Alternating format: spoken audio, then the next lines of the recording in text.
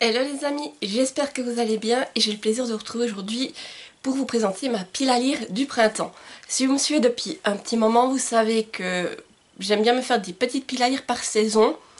Et du coup pour moi le printemps en fait, je commence mes lectures pour le printemps début mars et je vais jusqu'à fin mai et après je commence la pile à lire de l'été et ainsi de suite. Mais je préfère commencer à un début de mois et m'arrêter. Pour moi c'est plus facile que de faire vraiment selon les saisons. Et voilà, c'est ma petite coutume.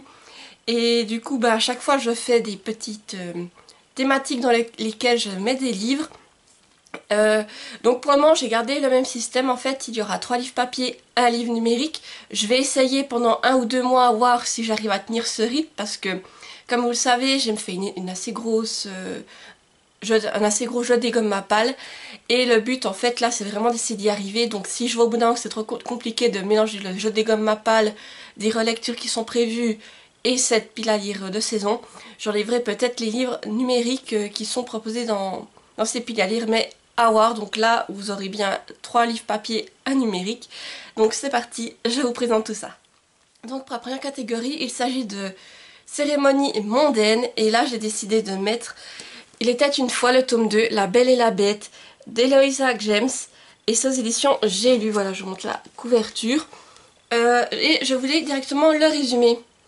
À cause d'une malencontreuse méprise, la ravissante Lynette Trine est déshonorée. Sa tante trouve alors une solution. Lynette épousera Pierce Hilverton, futur duc dont personne ne veut, et pour cause victime d'un accident qui l'a laissé boiteux et impuissant. Il terrorise son entourage et ses futurs son entourage de ses fureurs dévastatrices. Puisqu'il n'a aucun espoir d'engendrer un héritier, il accepte de donner son nom à une femme qui, pense-t-il, porte la vie. Ce sera l'union de la belle et de la bête. Sauf que Lynette est aussi pure que la blanche colombe et que son irascible fiancé est loin d'être un monstre. Voilà, donc c'est vrai qu'à première vue, quand on voit ce titre et ce résumé, on se dit oui, ça fait peut-être pas très printemps. Mais c'est vrai que cette lecture, je ne me voyais pas la faire à une autre période. Et en même temps, c'est un peu une réécriture de La Belle et la Bête. Alors moi, je voyais la rose, tout ça, ça m'a fait penser au printemps. Donc maintenant, à voir, c'est vrai que c'est une saga que ça fait un moment que j'ai dans ma pile à lire, que j'avais lu le tome 1, qui était une réécriture de Cendrillon. Et là, maintenant, je vais me lancer dans ce tome 2 et voir ce que j'en pense. Et justement, voir si je la poursuis, parce que je crois qu'il y a encore d'autres tomes derrière. Ici donc c'est une lecture qui fait plus de 370 pages. C'est écrit quand même assez petit, assez serré, si je vous trouve juste un début de chapitre. Là, regardez. Mais bon, après je pense que ça peut être assez intéressant parce que le premier tome, je me rappelle, j'avais bien aimé la façon dont c'était assez osé. Et, et voilà, j'espère qu'on verra pour ce tome ce que ça va donner. Ce serait une histoire totalement différente du premier, j'imagine. Mais j'ai hâte de voir la manière dont ça a été refait. La deuxième catégorie c'est Retour au classique et là j'ai décidé de lire Les Malheurs de Sophie dans sa version illustrée par Fabienne Delacroix et c'est toujours écrit par la comtesse de Ségur et là c'est aux éditions Hervé Chopin. Voilà, je vous montre le livre. Il est vraiment magnifique et ça faisait un moment que j'avais envie de le sortir de là donc je voulais juste ce qu'il y a écrit derrière. Voici des histoires vraies d'une petite fille que grand-mère a beaucoup connue dans son enfance. Elle était colère, elle était devenue douce. Elle était gourmande, elle est devenue sobre. Elle était menteuse, elle est devenue sincère. Elle était voleuse, elle est devenue honnête. Enfin, elle était méchante, elle est devenue bonne. La comtesse de Ségur présente ainsi les malheurs de Sophie à sa petite fille, avec qui elle aimait tant partager ses histoires. Voilà. Donc c'est vraiment un classique en fait que je regardais en dessin animé quand j'étais plus jeune sur TJ.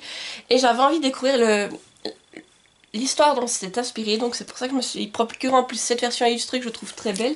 Bon, vous avez les reflets parce qu'elle est encore sous blister. Et pourquoi le printemps? Parce qu'en fait, regardez la façon dont ils sont habillés, tout ça. Et ça me fait un peu penser au printemps, donc je me suis dit que ce serait la période idéale pour découvrir ce classique et justement vous faire un retour là-dessus. Alors je sais pas combien de pages il fait, vous voyez, c'est un peu dur à dire, je pense qu'il y a peut-être 200-300 pages.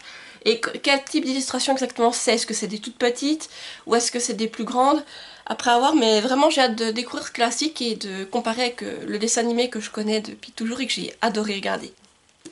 La prochaine catégorie c'est réécriture de contes et là j'ai décidé de mettre un Twisted Tale avec Tout droit jusqu'au matin, de Liz Braswell aux éditions Hachette Heroes. Voilà. Et là, du coup, on part avec « Et si Wendy s'était rendue au pays imaginaire avec le capitaine Crochet ?» Donc je vous lis le résumé. Wendy Darling a 16 ans et sa vie est loin de ressembler à ce qu'elle avait imaginé. Piégée dans la torpeur d'une grande maison vide, après le départ de ses frères en pensionnat, contrainte d'assister aux réceptions ennuyeuses données par ses parents, qui en outre ont décidé de l'envoyer en Irlande comme gouvernante. Wendy aurait aimé que sa vie soit différente. Sa seule échappatoire est l'écriture, et elle passe tout son temps libre à coucher sur papier les contes du pays imaginaire. Ainsi, lorsqu'un bateau pirate se présente et que son capitaine lui promet de l'y accompagner, Wendy n'hésite pas une seconde et passe un pacte avec le diable. Mais elle découvre vite que ce n'était pas le petit paradis qu'elle imaginait. D'étranges menaces se manifestent et le capitaine Crochet ne tarde pas à révéler ses plans diaboliques pour détruire toute la magie de ce monde, dont elle a tant rêvé.